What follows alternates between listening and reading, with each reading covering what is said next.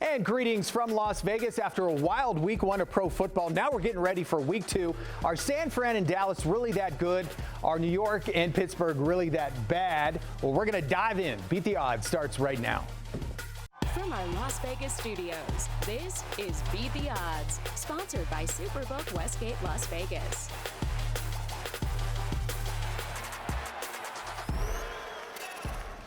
Welcome inside our Las Vegas studio. I'm Dave Hall. And I'm Mariah Janos. Week one of pro football went exactly how we thought, right?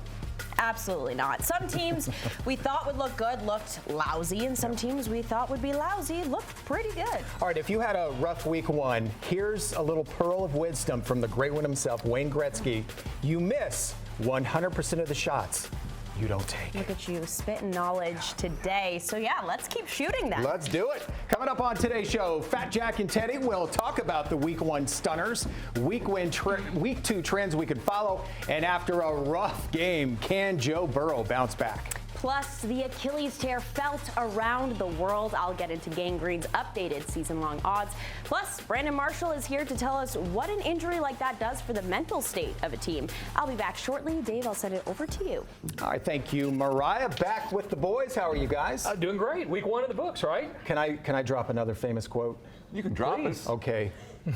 Everyone has a plan till they get punched in the mouth. Wise words from Michael Tyson. Yeah, you know, a really overused quote also, but it applies in so many different situations. That's why it's overused. Pick yourself up, put on your big girl pants and go, right? Let's go. Well, you start us, Jack, with one of the stunners. There were some stunners, and the G-men have to jump off the page, I guess. Down early, making lots of mistakes. Might want to rethink the way they handle the preseason, because this is a team that just did everything wrong until the game was pretty much over. And against good competition, you just can't do that. So they've got a lot to improve on. How about you, Teddy? Who was your stunner? Oh, when it comes to stunners, look, I had a real good show last week. We gave out 5 picks. I won 4 of them. But the one that I was wrong on couldn't have been more wrong. Seattle and L.A. I was shocked by that game. I'm still shocked thinking about that game.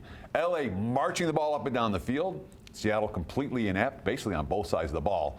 That, to me, was a pretty big shocker.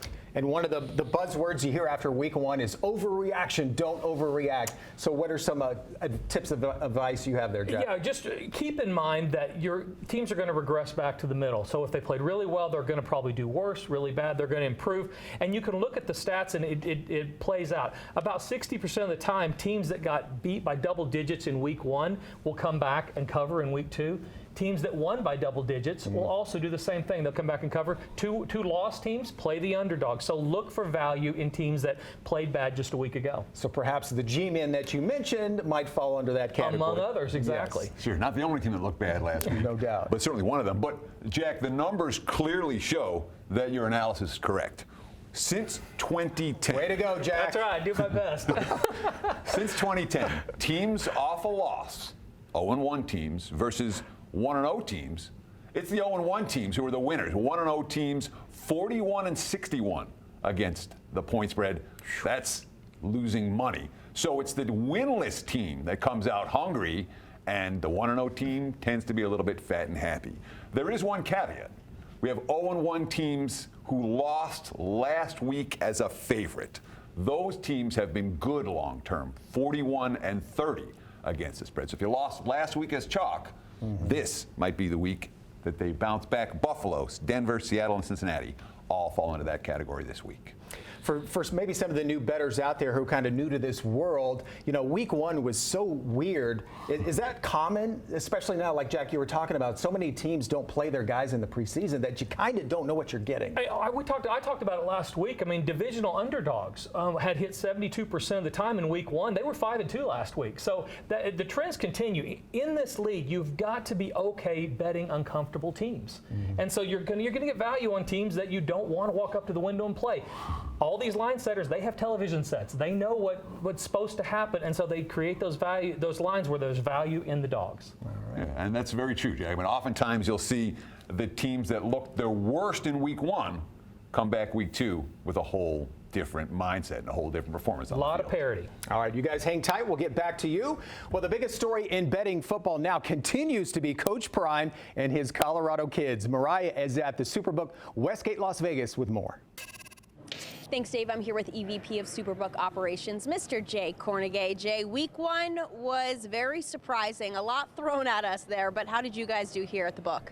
Well, we got off to a great start. I mean, the atmosphere was electric. A lot of people were anticipating this week one.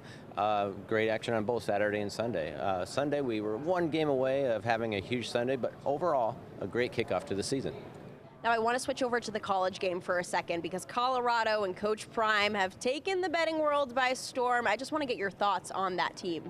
Well, Colorado has been receiving a lot of press coverage, especially in the gaming world, but we just really haven't seen that, here.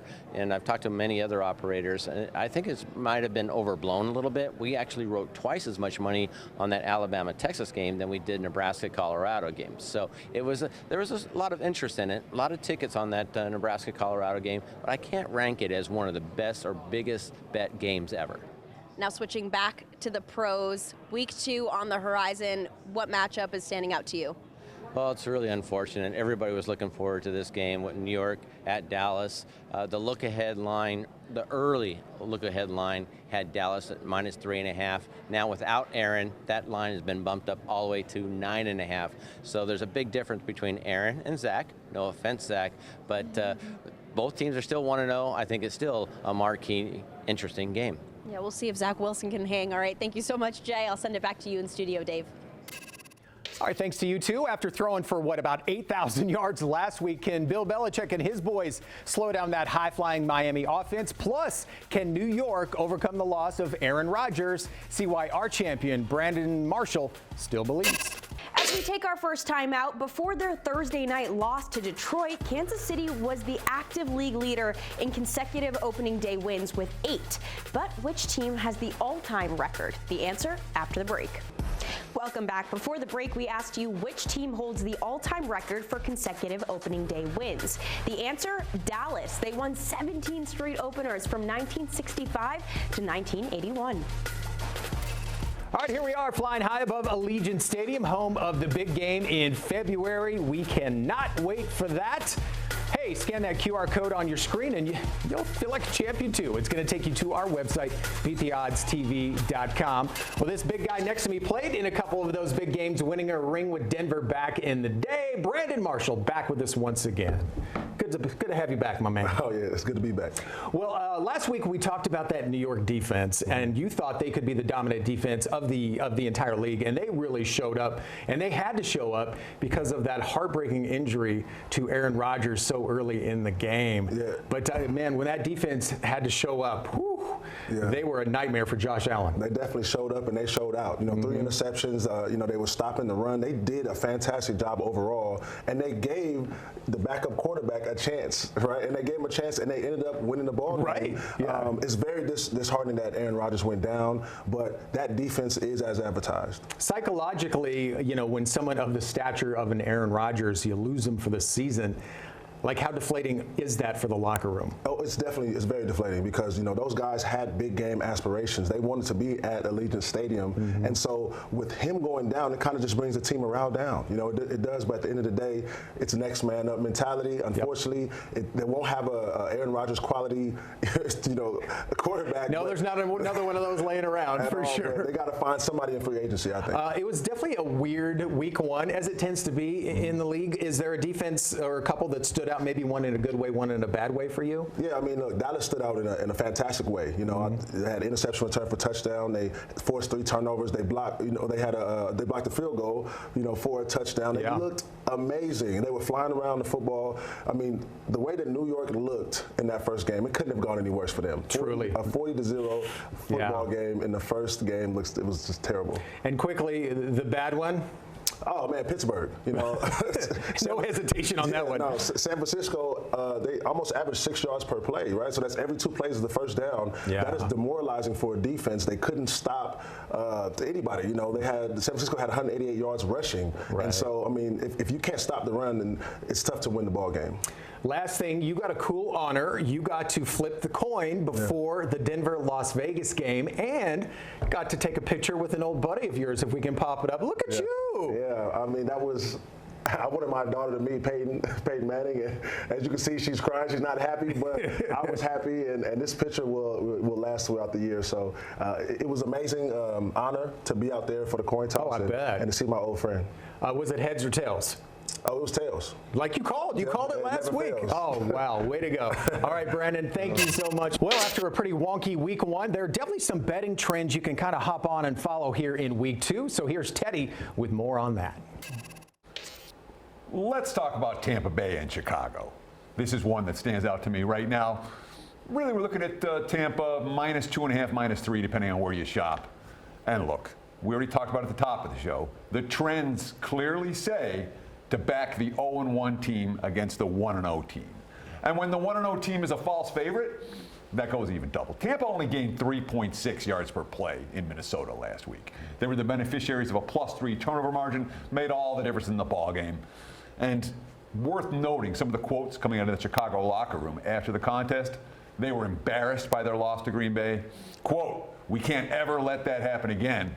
I think Chicago shows up this week. No surprise they win the game outright. Let's talk about LA and Tennessee. We used Tennessee under the total last week right here on the show. I'm going to do it again this week. Why? Their last 15 games, one has gone over the total of 45. That's the way Mike Vrabel wants to play. Low defensive slugfest, low-scoring defensive slugfest week after week. And I understand LA's defense struggled against Miami last week. Tennessee's offense isn't Miami. Expect a low-scoring game in Nashville. All right, Jack, you got a couple games you pinpointed too. I do, yeah. Broad strokes will make you money this time of year. We talked about divisional dogs last week. This week it's going to be underdogs again. Teams that looked really bad. New England plus the points against Miami. A good place to start. New England gained Philadelphia last week by over 150 yards. We're getting value in them. Also, Miami getting a lot of frequent flyer miles with their trip to the West Coast. Now they have to go to New England. That's a bad spot for them. Also, Pittsburgh, it's uncomfortable to play them for sure, but Pittsburgh, Tomlin 15-5-3 against the spread as an underdog, and this is a Pittsburgh team that is not as bad as they appeared. San Francisco's just really, really good. Yeah, like you mentioned earlier in the show too, a team that lost by a lot tends to reverse to the mean the second week. Yeah, both of these spots have a really high percentage of coming back and covering these small favorite or dog positions 65% of the time. 1 to 2 point favorites, only 34% cover in week 2 in recent history.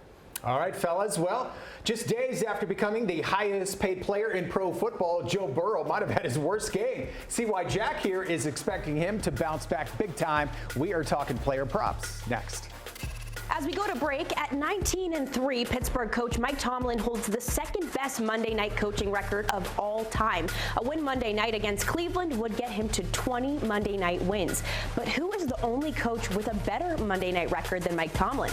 The answer after the break. You're watching Beat the Odds, sponsored by Superbook Westgate, Las Vegas.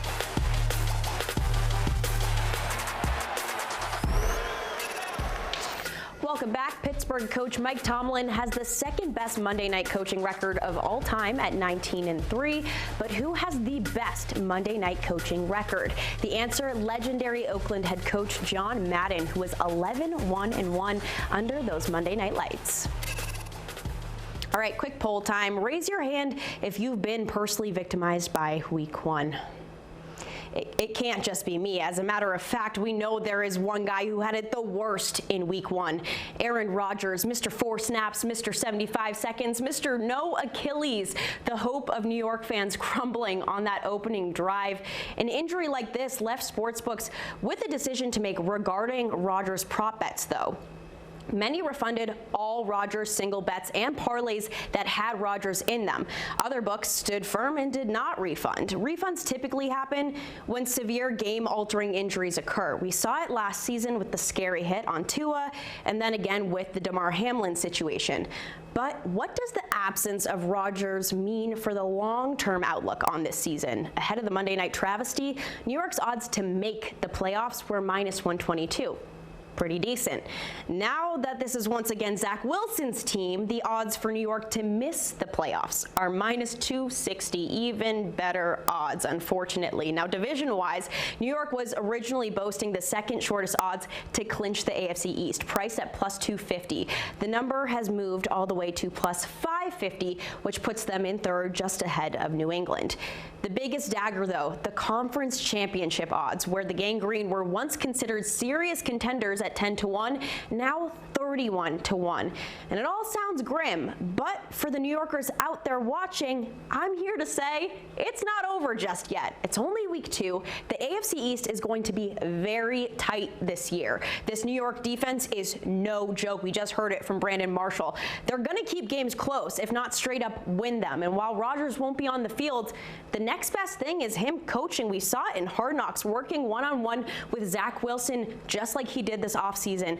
And let me tell you, the only reason Wilson made it out alive on Monday is because of that time spent working with Rodgers.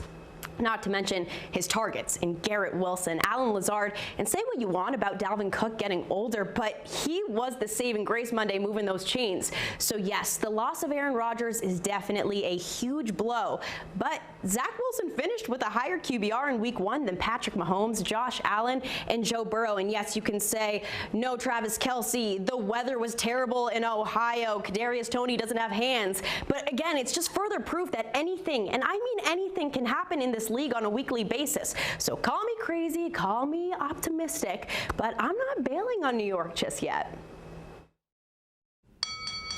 Okay, now it is time for our favorite news segment. You guys have heard of the Thrilla in Manila. Well, this is more like the tiff between dudes who don't lift.